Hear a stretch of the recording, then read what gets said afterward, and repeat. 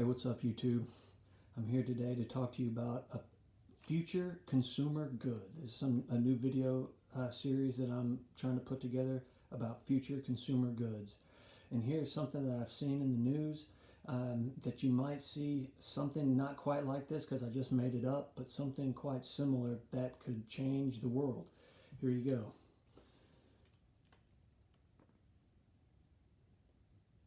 This is a super rice that farmers are developing and that the Chinese are trying to steal here in America. So I mean, now this is not on the market or anything. This is something that I just cut and I pretty much made, cut and paste. But you know, you have Uncle Ben's or some type of company that makes rice infused with Centrum. To make it a multivitamin plus,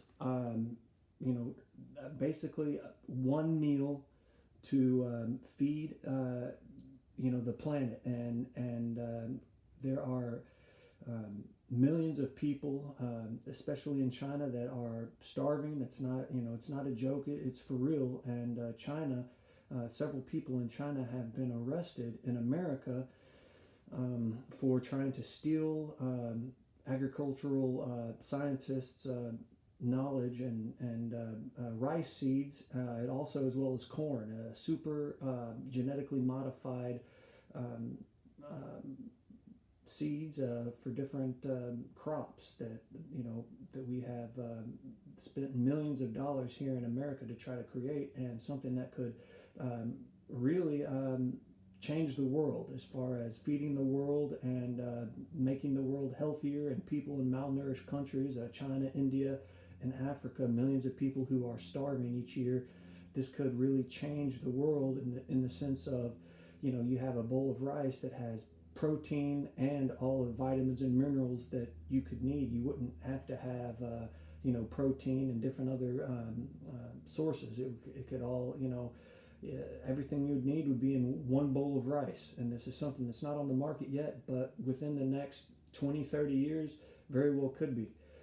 Here's some news clips that I have cut out, and I'll read some to you now. All right. By the year 2050, all right, sorry about that.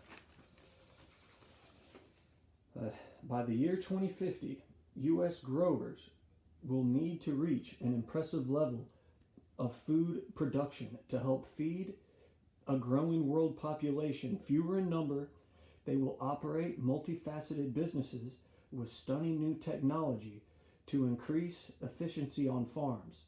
These predictions come from experts who study food and farming trends. There's a look at what they think life on the farm will look like in 33 years. Food demand increases. The two big drivers of food demand are population and income, which are on the rise. The world's population is expected to reach 9.1 billion people in 2050, up from 7.4 billion in 2016. Farmers globally must increase food production 70% compared to 2007 levels to meet the needs of the larger population. According to a report from the Food and Agricultural Organization of the United Nations, also driving food demands is an increase in global income levels, especially those in developing countries. As a result, these countries will be able to expand diets with more protein. As income rises, consumer preferences moves from wheat and grains to legumes and then to meat, including chicken, pork, and beef, says David Weidmar, Purdue University ag economist. A different trend is emerging in highly developed countries with more health-conscious populations. The focus on starch-based crops like corn will shift to more plant-based proteins like soybeans and other legumes, says Derek Norman, head of corporate venture capital at Syngenta Ventures, which helps support other companies that share its vision of producing more crops with fewer resources. And next I have some other articles that I'm going to read from Newsweek in particular, about how the Chinese government are sending basically a lot of the CCP. They have a lot of scientists from around the United States that are teachers and that work at universities, but they're in the pocket of the Chinese Communist Party because the Communist Party has paid for all of their university expenses, and they've pretty much paid for their American lifestyle. And so they basically blackmail the several of the professors that work at universities around the country to basically become spies and send them intellectual property that belongs to American universities and the scientists, agricultural scientists all over the United States. So here's an article from Newsweek from April 5, 2018.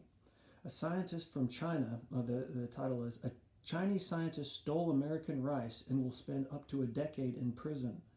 A scientist from China has been sentenced to 10 years in prison in the United States for stealing seeds of genetically modified American rice, the Department of Justice announced Wednesday. The Chinese scientist, Wei Kang Zhang, 51, was a legal permanent resident living in Manhattan, Kansas. He was working as a rice breeder at Ventria Bioscience, a biopharmaceutical company that creates genetically modified rice. He stole hundreds of rice seeds from the company that had cost millions of dollars and taken years of research to develop. According to the Justice Department, he kept the seeds in his home. Here's another article from Stuttgart, Arkansas. And Arkansas rice experts react to Chinese researchers indicted for stealing rice secrets. A couple of Chinese researchers are facing charges of conspiracy to steal rice production technology intended for medical uses. The indictment is against Liu Zhangjun, 49, and Sun, 36, both of China. The formal charges are conspiracy to steal trade secrets and conspiracy to commit interstate transportation of stolen property. Their 2013 visit to the U.S. included the Dale Bumpers National Rice Research Center in Stuttgart, Arkansas. U.S. Customs and Border Protection discovered the rice seeds in Liu and Son's luggage at the Honolulu airport as they attempted to leave the country. The stolen seeds were developed by Ventria Bioscience out of Colorado and intended for various pharmaceutical and medicinal needs. The more than $70 million venture involved in the creation of rice seeds embedded with certain proteins. These rice seeds may be small, but the research and investment that went into the science that made them possible is of great value, said Cody Hyland, United States Attorney for the Eastern District of Arkansas. Jared Hardike, a rice expert with the University of Arkansas, touched on the warranted concern by rice growers in the natural state, saying success can attract certain individuals. We've been very successful in achieving very high yields and very high quality rice lines. And so anytime you're doing very, very well, being very successful at something, others are going to take notice and have an interest in that, Hardike said. This isn't the first time Chinese researchers have gotten involved with the rice stealing attempts. In fact, the two researchers indicted on Friday were assisted by a couple of other Chinese nationals who were convicted of similar charges in 2013. Joe Mincer, a chairman of the USA Rice Farmers Board, who's been growing rice since 1979, isn't surprised by the actions of the Chinese researchers.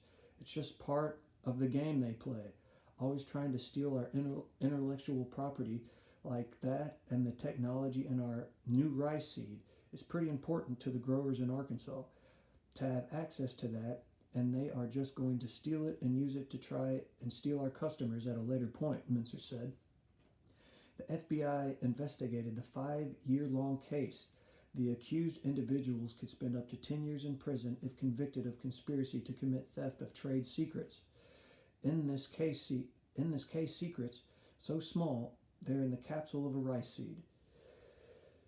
It is important to note, and this is from another article that involved a Harvard professor and scientist being arrested.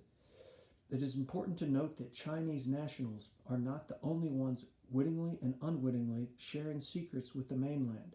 Charles Lieber, the chairman of Harvard's Chemistry and Chemical Biological Department, was charged with lying about his alleged connections to one of Beijing's most important international recruitment drives, the Thousand Talents Plan.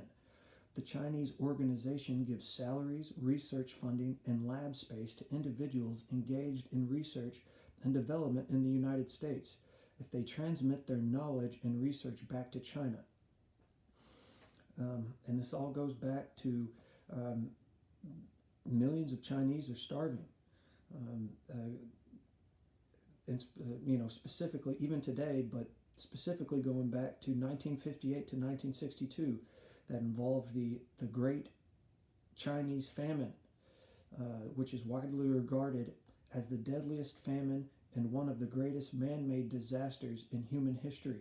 And I got this from Wikipedia, so how accurate Wikipedia is up for debate. But from Wikipedia, it says the Great Chinese Famine of 1958 to 1962 had an estimated death toll due to starvation that ranges in the tens of millions, estimated to be up to 55 million deaths due to starvation.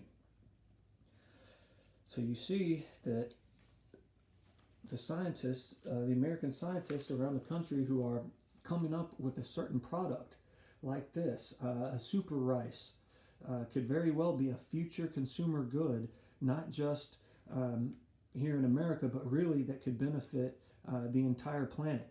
And this could be something that we see in the near future that could really change the world.